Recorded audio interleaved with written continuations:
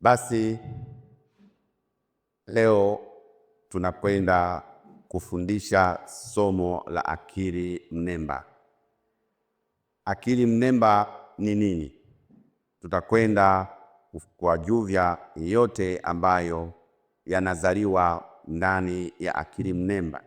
Hii ni kwa ajili yako kwenda sawasawa bila kupoteza, bila kuweza kujuta, uweze kufanikiwa ndani ya kazi zako. Kwa hiyo akili mnemba ina mambo yake ambayo tutakwenda kuyasema. Mungu anaelekeza nini juu ya kufanikiwa? Nje ya kufanikiwa ujue ulifuata akili mnemba. Kwa hiyo tutaona watoto wake akili mnemba na dawa ya akili mnemba inaitwa nini, au Mungu anasemaje ili tupate kufanikiwa. Kwa hiyo naomba tuombe ili tupate kwenda sawa sawa. Tuombe. Baba Mungu uliyekaa mahali pa juu sana, ni wakati wako na sifa kuinuliwa. Sisi watumwa wako, kazi ni moja, kuzifanya kazi zako kama vile ulivyokusudia kumtuma Roho wako Mtakatifu siku ile ya Pentekoste, kuja kutuongoza, kutukumbusha yote uliotuamuru. Sasa nawaombea wote watakaosikia mafundisho haya wakapate baraka na neema, ili wasipate hasara katika kazi zao, au katika masomo yao, au katika ndoa zao, au katika namna ambayo wamepanga maendeleo yao. Baba, naomba neno hili likapate kibali kwako na tukapate kufanikiwa. Nabariki mkutano huu hapa kanisani. Naomba Baba ukanibariki hata mimi mtumishi nakwenda kunena, nikaongozwe na Roho wako, mambo yote yakaweze kwenda sawa sawa kama ulivyokusudia na unavyofahamu. Roho wa Bwana, tunaomba hayo kwa jina la Bwana wetu Yesu Kristo. Amen. Amina. Basi leo tuna somo zuri ambalo linaitwa akili mnemba. Akili mnemba inazungumzia katika mfumo wa ujazo. Kama umedownloadiwa jambo, unaweza ukawa baba ambaye unasikiliza maneno. Unaweza ukawa mama unapenda maneno. Hii ni akili mganyo, kwa sababu hujengi bali unabomoa. Unajipanga mahali ambapo utaleta matatizo, na huelewi, hutaki kuelewa, huonyeki wala uelezeki. Bwana Yesu asifiwe sana. Huyo anaitwa akili mgando, na inawezekana ukifika mahali kaishafika huyo, tutaona matatizo hapo. Kaishafika huyo, nyamazeni, msizungumze neno lolote, maana ana tabia ya kuchukua maneno na ya kuyapindua yakazuka makubwa. Unaona, atatutia kwenye matatizo. Basi wewe una akili mgando ambayo kazi yapo wewe unayaona mambo ya wenzio kuyafanyia kazi ya kipumbavu, au kuharibu mambo ambayo ni plus, ukaleta mambo hasi. Kwa hiyo wewe ni akili mgali. Tutasikia hapa Mungu anasema nini kwenye mafundisho haya. Bwana Yesu asifiwe sana. Amina. Kuna akili nyingine inaelezewa sana, hiyo ni afya ya akili. Afya ya akili, kwa nini imeweza kuzungumzwa? Kulikuwa na sababu hizi za akili mnemba, akili mgando, na akili ya ujinga ambayo imezaliwa. Mtoto anaitwa ujinga, anakaa na wewe. Kwa hiyo hii afya ya akili tunakwenda kuiangalia, nayo ina mantiki gani katika kutusaidia kufanikiwa. Afya ya akili ni majawabu au matokeo ya akili mnemba na akili mgando, kuzifahamu na kuziacha, kuachana nazo. Hasara na matokeo ya akili hizo mnemba na mgando. Bwana Yesu asifiwe sana. Ni vigumu kupata mafanikio. Hizo ndio hasara zake. Kama una akili mgando, una akili mnemba, wewe kufanikiwa sahau, kwa sababu huendi katika mifumo ambaye itakuletea mafanikio. Utakwenda katika mambo chai, utakwenda kwenye mambo hasi. Kwa hiyo afya ya akili ni changanuzi za kina ambazo zimefanyika na ikaonekana njia ya kupita ni hii. tunajifunza akili plus, sio akili hasi. Ndio maana tunafundisha. Bwana Yesu asifiwe sana. Amina. Unaposimama na afya ya akili, matokeo yake utaaminiwa. Utakwenda katika mifumo ambayo watu wanakutegemea. Utaona unawekwa mbele na sio nyuma, kwa sababu akili yako inafanya kazi. Lakini ukiwa na afya ile ya akili mnemba, utakuwa unaitwa sawasawa na punguani, kichaa, mtu ambaye anaharibu mambo. Hafai kuwekwa mbele bali nyuma. Haya ndio ninaokusudia kuwafundisha. Sasa watu wenye akili mgani au akili mnemba, ni vigumu kuanzisha mradi au biashara na ukapata faida, matokeo plus. Ni vigumu kwa sababu akili yako ni ndogo sana. Inawaza jambo kubwa lisilokuwa na njia ya mafanikio. Kwa hiyo moja kwa moja tunatakiwa usimama kwenye afya ya akili, yaani mahali ambapo wanafundishwa watu miongozo mizuri ili upate kuleta faida katika jamii yako na taifa lako kwa ujumla. Sasa moja kwa moja naomba nizitaje menyu ambazo tutakazopita. Somo letu ni fupi lenye namna ya kujazwa akili.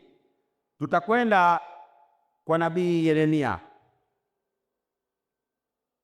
Nabii Yeremia, andika hapo, sura ya 8 au mlango wa 8 aya ya 3 mpaka ya 9. Nabii Yeremia mlango wa 8 aya ya 3 mpaka ya 9. Tutasikia mambo ya akili mnemba hapo. Tutasikia hapo hao watu hao wanaambiwa nini na Mungu, na Mungu anasema nini juu ya kufanikiwa kwao. Bwana Yesu asifiwe. Amina. Usomaji, andaa tena somo la pili, linatoka kwa Jemedari Joshua. Jemedari Joshua na nabii wa Bwana, ambapo ni 1 mstari kwa 8. Mlango wa kwanza aya ya 8. Hapo karibu somaji. Yeremia. Bado tunaendelea kutajia. Tunakwenda tena somo la 3. Mithali 23:7. Mistari mlango wa 23 aya ya 7.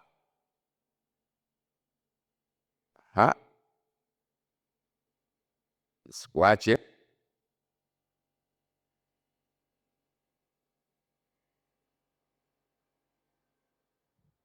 Tayari? Amina. Somo la 4 tunarudi tena Mithali 24. Mithali mlango wa 24 aya ya 16.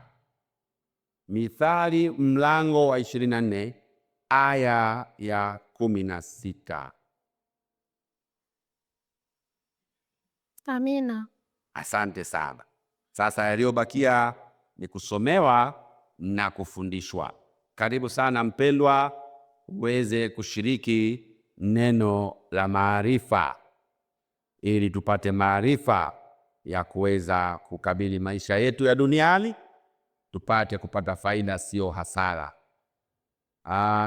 Sasa moja kwa moja msomaji.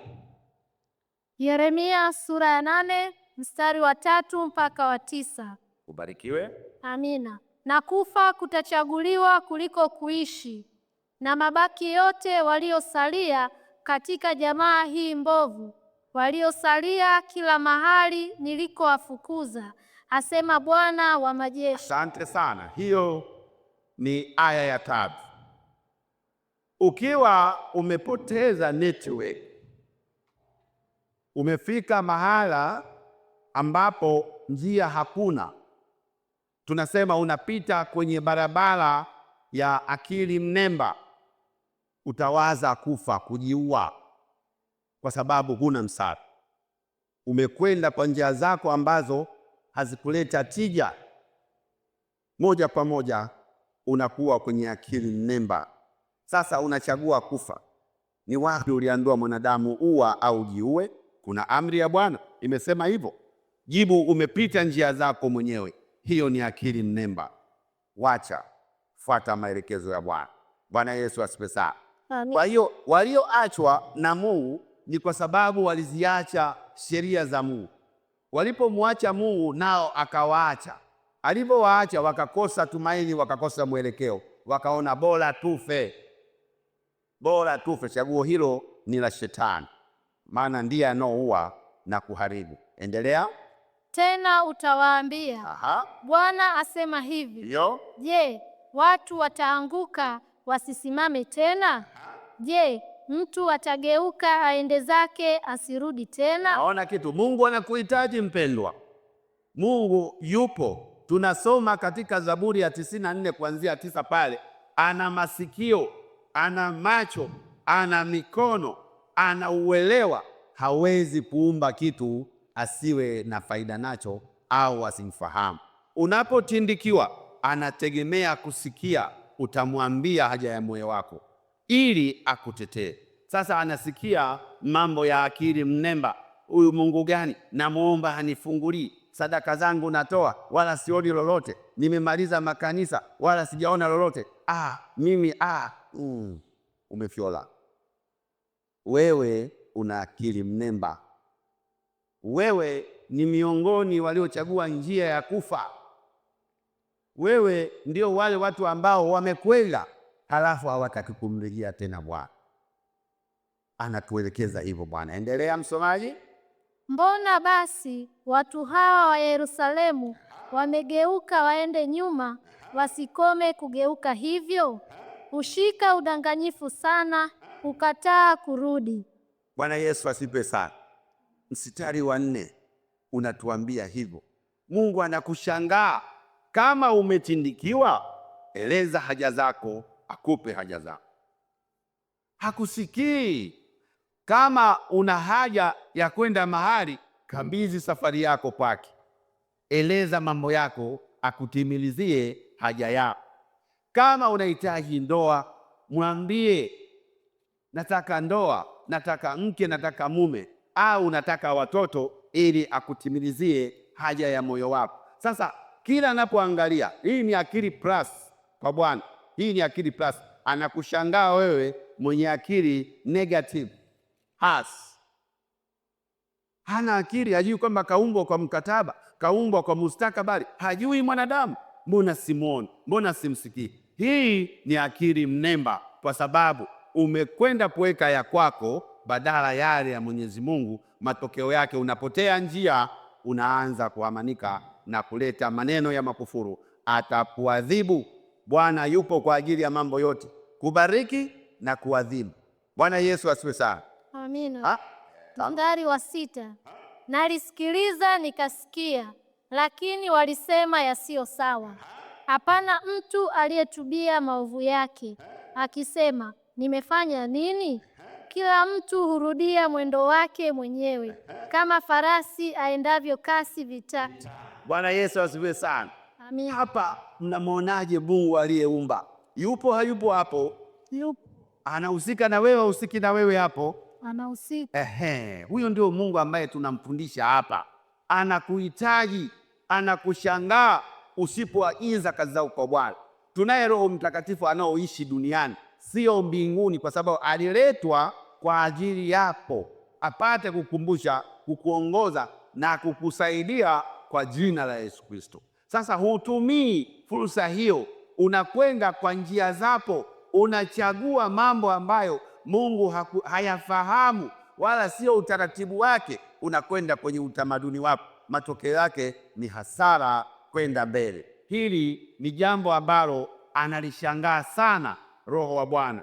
Anakuona ni waajabu, ni wa namna gani wewe usiofuata maelekezo, unaleta hasara badala ya faida. Haya ni maneno ambayo yanatupelekea kwenye akili mnemba. Unaitwa na Bwana katika akili plus growing mindset. unatakiwa kuwa kwenye akili inayokuwa, sio inayoshuka. Huo ndio Ukristo na faida ya wale ambao wanaandaliwa kwenda mbinguni. Wanaokwenda kule ni wenye akili, waliojazwa maarifa na Roho wa Bwana, nayo yalitoka kwa Yesu Kristo. Haya ndio mambo ambayo tunatakiwa kuyafahamu, mpendwa unaomwamini Bwana wetu Yesu Kristo, na ukiamini kupelekwa na Roho Mtakatifu katika mambo yake yote. Haya, aya ya 7.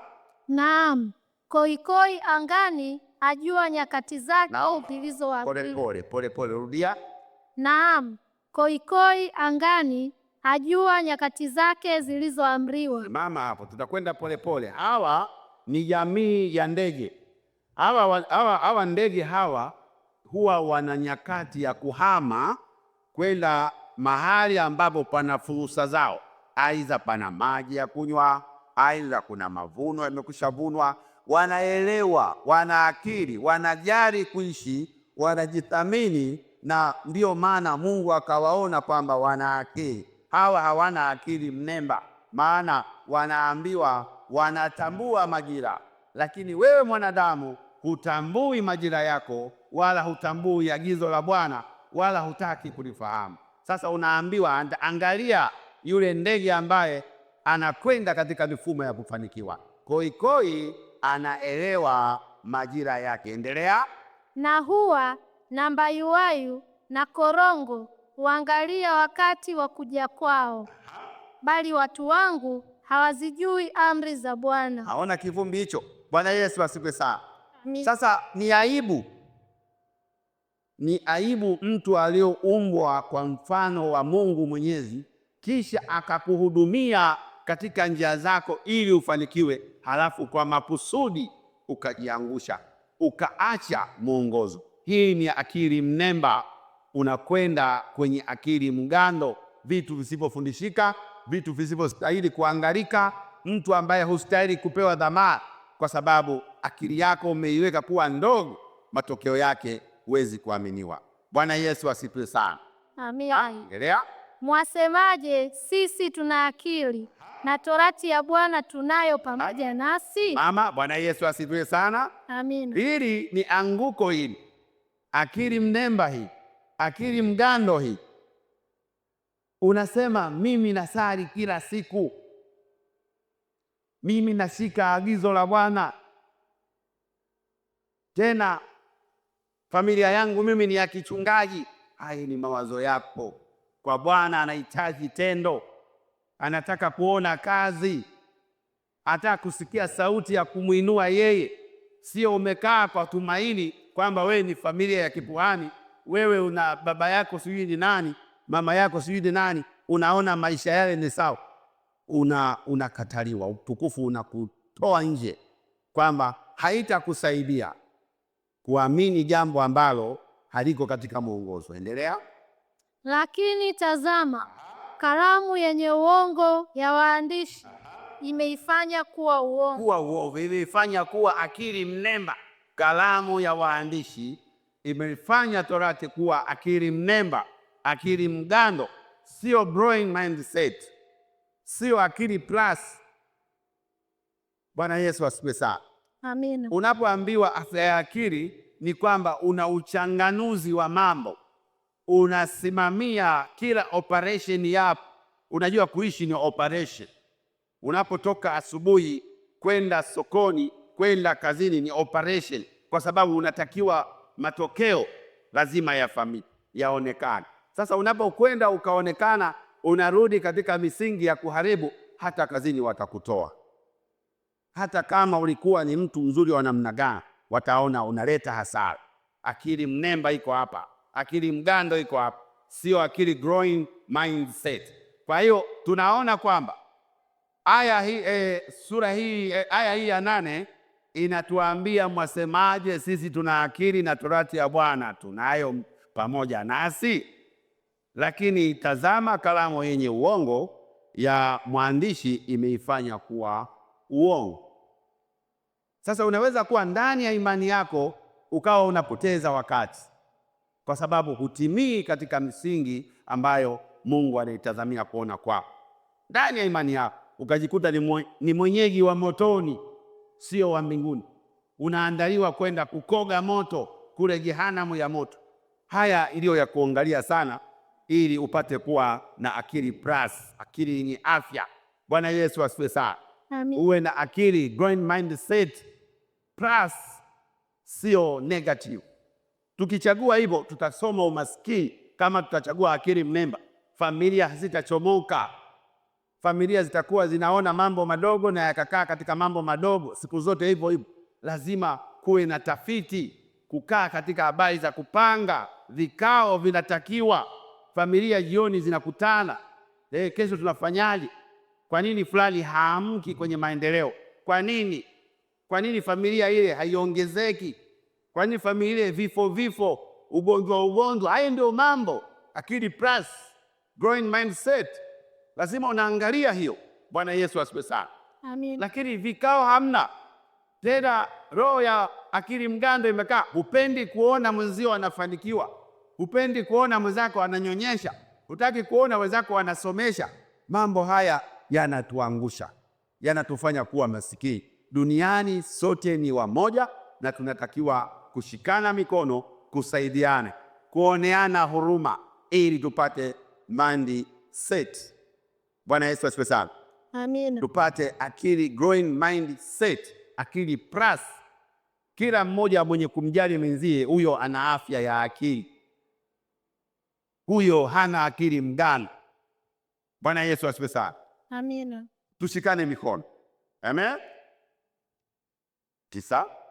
Wenye hekima wametahayari. Sasa anakuja anasema wale wanaojiona wana akili, wanajua, wametahayari. Kwa nini? Endelea. Wamefadhaika na kushikwa.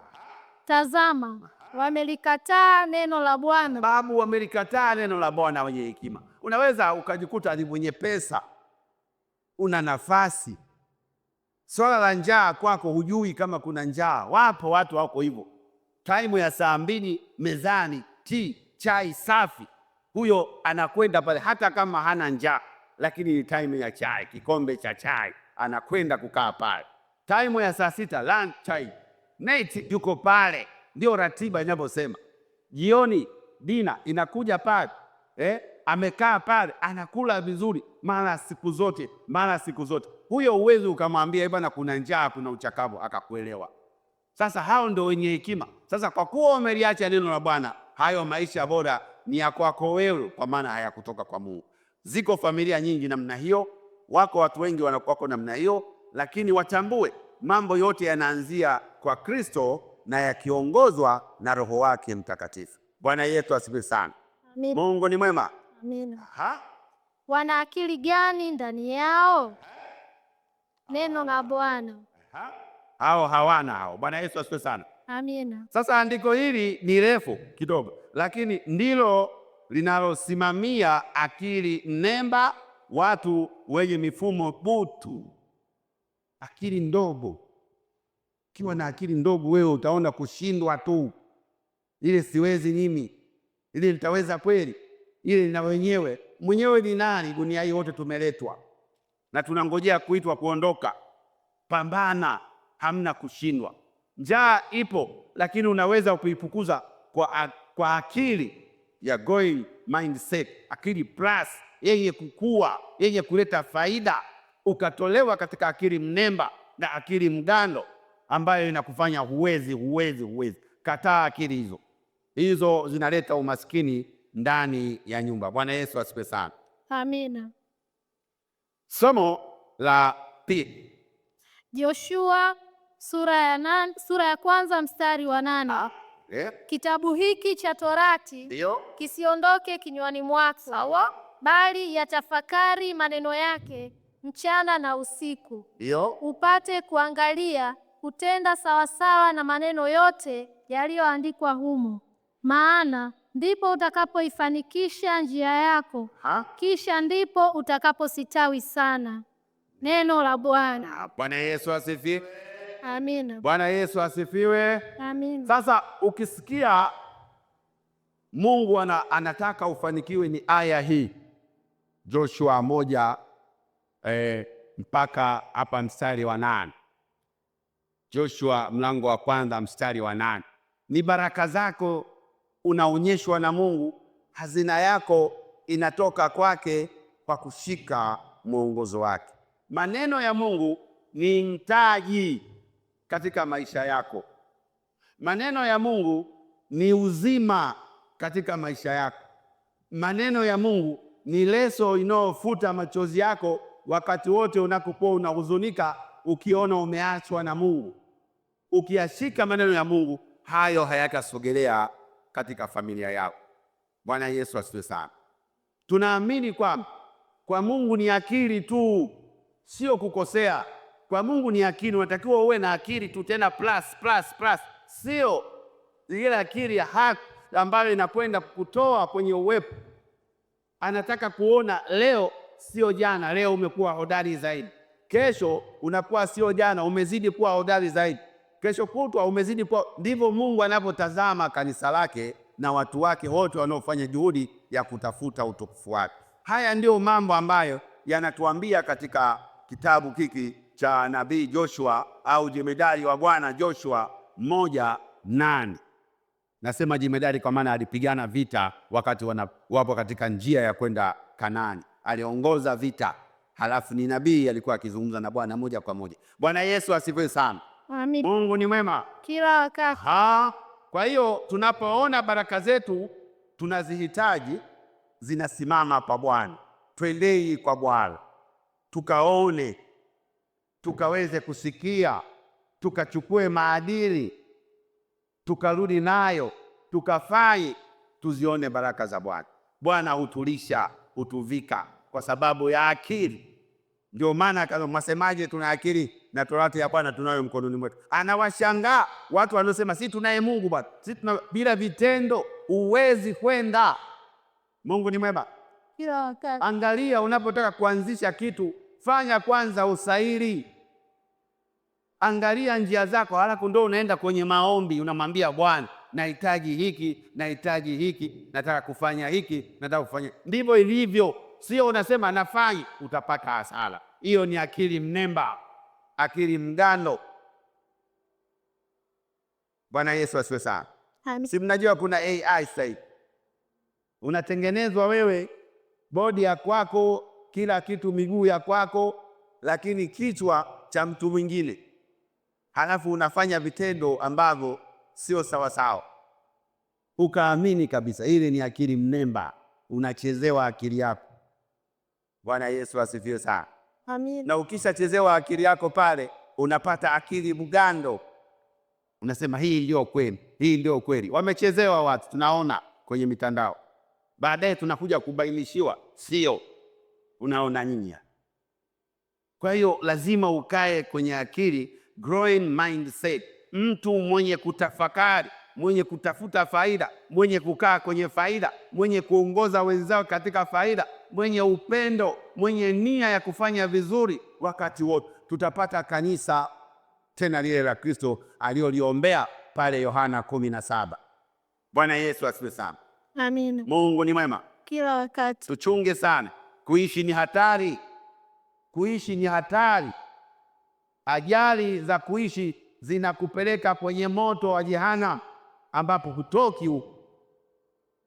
Kuishi ukienda sawa sawa, faida yake ni kwenda kuishi na Mungu miaka dahari. Sasa sisi wanadamu katika sayari hii ya dunia ni makuhani, kwa maana unahubiriwa neno la Mungu, unatakiwa ukalihubiri neno la Mungu.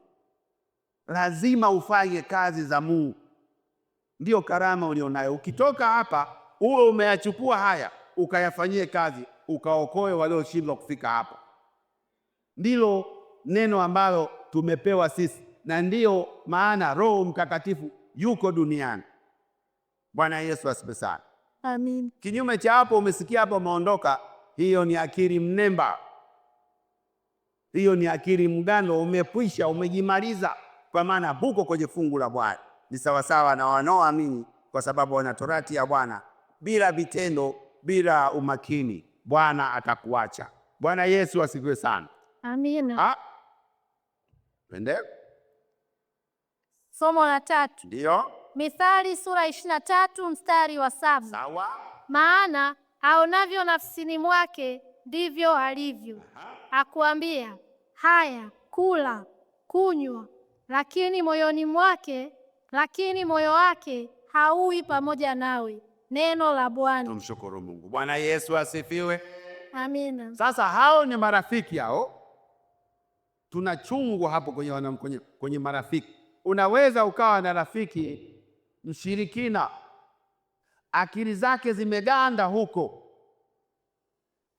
akichukua mali za ndani kuuza, kwenda kufanya ushirikina, kwenda kufanya matambiko. Hao Mithali 23 hapo. Kuwa makini na aya hiyo. Bwana Yesu asifiwe sana. Huo ni mlango wa marafiki wajinga, marafiki wenye akili mnemba. Hao twende bwana tukanye. Nyumbani hakuna kitu, unajua kabisa watoto hawana chochote, lakini unaambiwa twende klabuni tukanywe pombe. Wewe unakubali, unasema kule nenda kuzungumza na wenzangu. Mbona ukirudi umekula vipande vya kuku, umekula mapongolo, mwenzetu umeshiba, umelamba bobia, umepunguza mawazo, unarudi unataka kula pale nyumbani ugali wetu na matembele. Unaonaje? Sasa unaweza ukawa na mtu ambaye ana ushauri wa kipumbavu, mtu ambaye ana akili ndogo. Bwana Yesu asifiwe sana. Amina. Akawa rafiki yako, haipendezi. Lazima uchanganue. Maisha ni brasi. Bwana Yesu asifiwe sana. Amina. Maisha ni brasi. Kila siku maisha yanakwenda mbele, sio kurudi nyuma. Maisha hasi, utakimbiwa na wenye akili, hawatakaa na wewe tena. Utaona wenzako wanakaa vikao vya maendeleo, hawakuiti kwa sababu ushauri jambo lenye akili. Akili yako haikui, bali inabung'aa pale pale. Akili mgando haitakiwi katika maisha ya mwanadamu. Bwana Yesu asifiwe sana. Amen. Kwa hiyo waepuke marafiki ambao hawaendelezi, hawajengi, hawashauri vizuri. Uendi katika mistari ambayo unajifunza kitu. Waepuke hao. Mithali 23:7 inakuweka mahali hapo. Achana na hao, maana watakuletea akili mgando badala ya akili growing mindset. Plus, Bwana Yesu asifiwe sana. Amina. Mambo ya kudanganywa ni mabaya. Hebu tutazame tena Marko mlango wa 7 aya ya 6 inasemaje? Marko sura ya 7 mstari wa 6. Aha.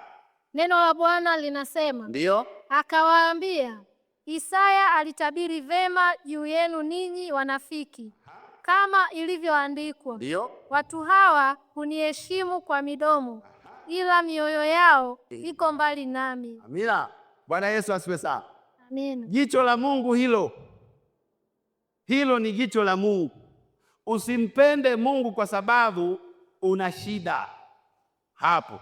Kama ni mwanadamu tungesema mwanadamu huyu ana masimango sana, huyu sio wa kumfuata, maana ana maneno yanayoangusha, yanaumiza moyo wangu. Sasa kasema Mungu kwamba anakuona wewe unamtaja Mungu wakati wa shida, unamhitaji wakati wa shida, lakini ukishafanikiwa hata kuona tena. Na ndivyo walivyo watu ambao wanamwamini Kristo, wana taabu. Akifanikiwa anachelewa kuamka, akifanikiwa anachelewa kulala. Sasa kwa sababu gani? Kukaa kwenye runinga, kuangalia mapicha yasiyokuwa sawa. Unaangalia AI ambayo yanakula akili yako. Unakaa sehemu ambazo huna neno zuri kesho asubuhi.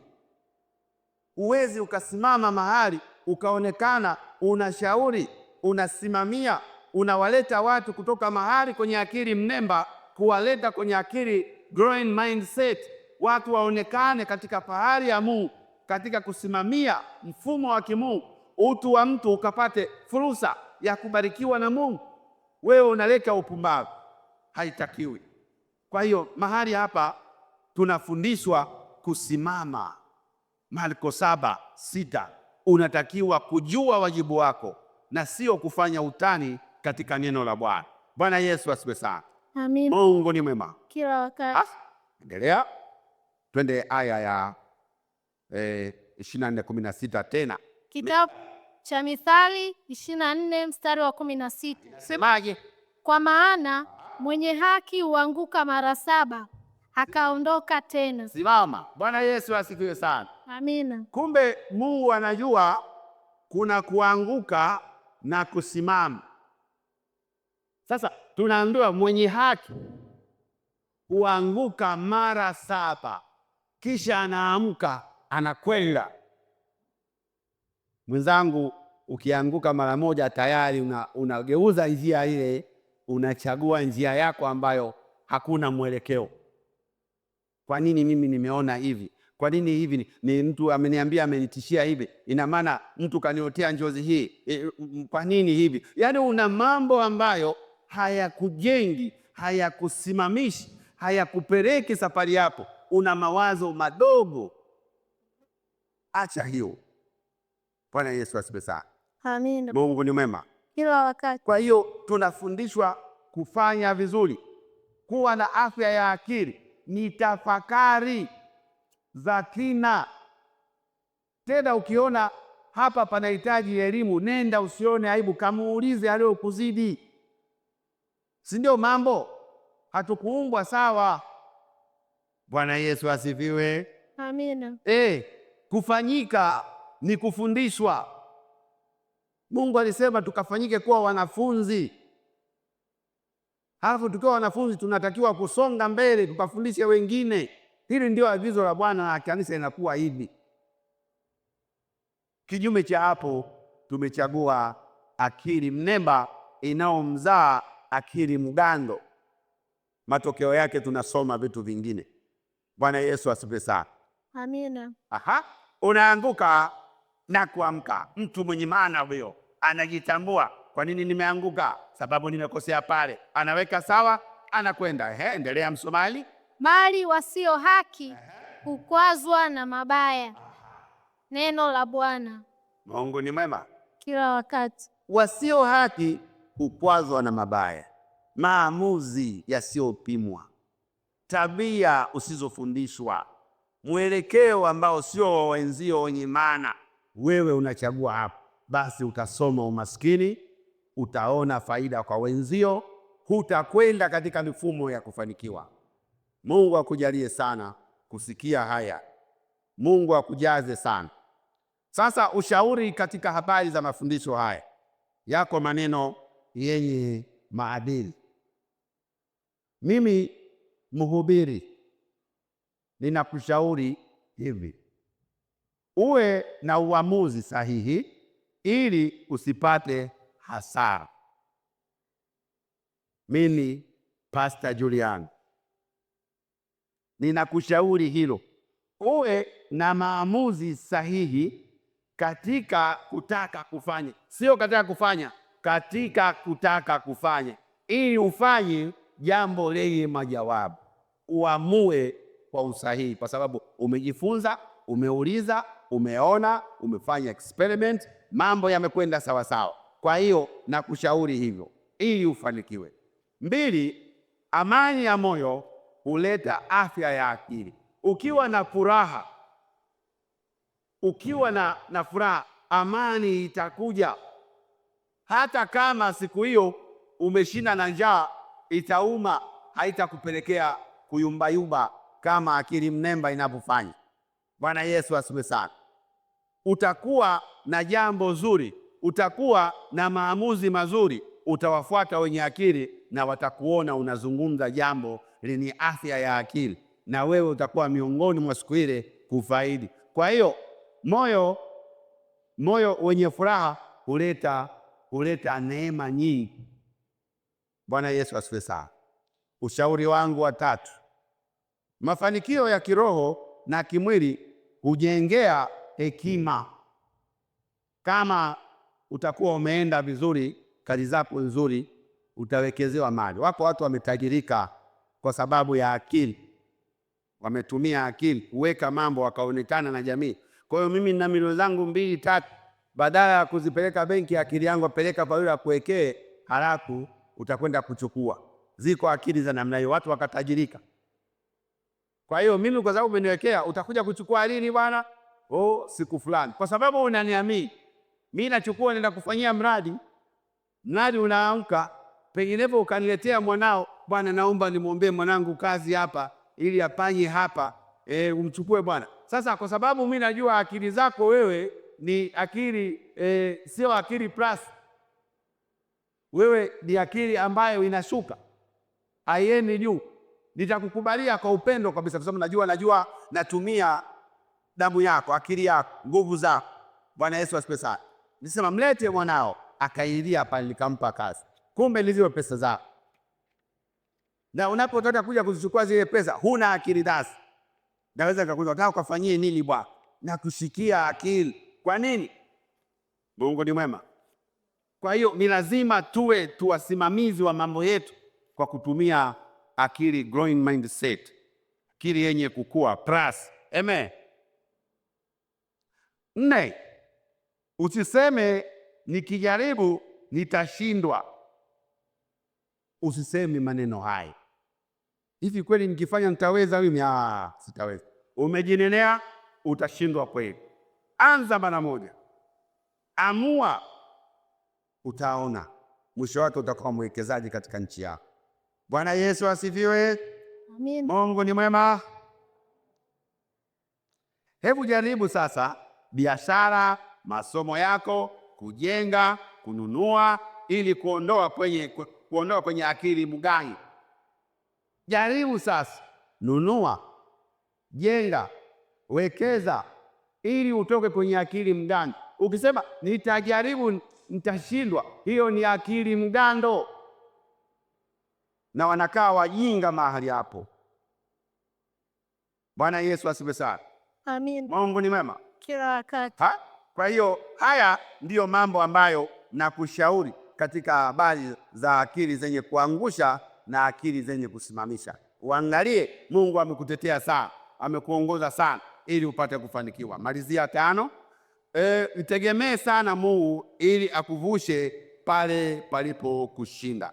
Unaposimama na Mungu, ikiwezekana Mungu nataka kufanya hili, ikipendeza Mungu nitafanya hili, nahitaji kufanya hili, Mungu naomba unisaidie.